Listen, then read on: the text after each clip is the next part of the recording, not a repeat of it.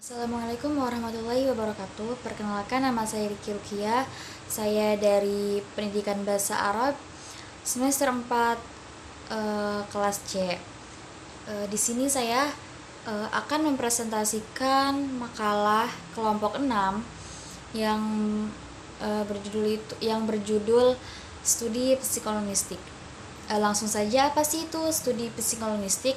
Nah, studi psikolinguistik itu adalah secara etimologis, psikolinguistik itu terbentuk dari gabungan dua kata, yaitu yang pertama kata psikologi adalah ilmu yang mempelajari tentang pikiran, perilaku, dan proses mental manusia.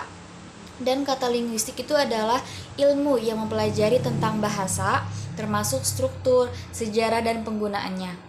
Maka psikolinguistik itu adalah ilmu yang mempelajari aspek-aspek psikologis dan neurologis yang memungkinkan manusia untuk memperoleh, menggunakan, dan memahami bahasa. Psikolinguistik itu menjembatani dua disiplin ilmu yang berbeda, yaitu psikologi dan linguistik, guna untuk memahami proses internal yang terjadi sesi seseorang berbicara atau mendengarkan ujaran bahasa. Kemudian di dalam makalah ini ada pembagian cabang-cabang dari studi psikolinguistik. Di antaranya itu ada beberapa cabang utama dalam studi psikolinguistik, masing-masing dengan fokus dan area kajian yang spesifik.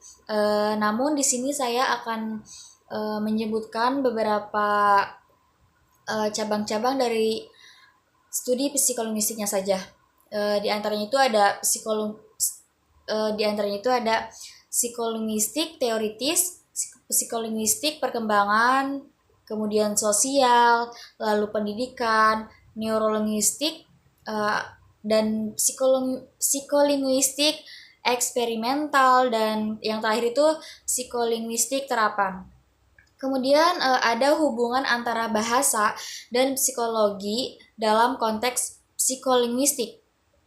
Dalam psikologi linguistik itu, hubungan antara bahasa dan psikologi itu dipelajari dengan pendekatan empiris melalui eksperimen dan observasi terhadap perilaku berbahasa individu. Misalnya, bagaimana otak itu memproses kalimat yang kompleks, bagaimana seseorang itu memilih kata saat berbicara, atau bagaimana gangguan psikologis itu tertentu memengaruhi kemampuan berbahasa. Kemudian selanjutnya ada proses pemerolehan bahasa berdasarkan pandangan psikolinguistik. Ada beberapa, mungkin hanya bisa saya sebutkan saja.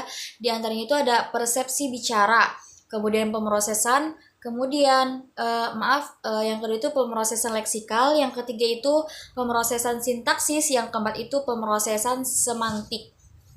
Lalu selanjutnya itu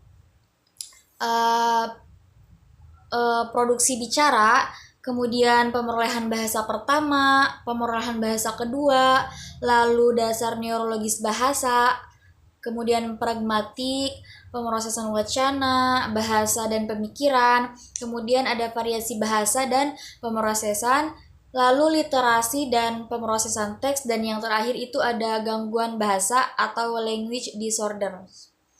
Mungkin sekian rangkuman dari makalah kelompok 6 yang berjudul Studi Psikolinguistik. Kurangnya mohon maaf. Wabillahi taufiq wal hidayah. Wassalamualaikum warahmatullahi wabarakatuh.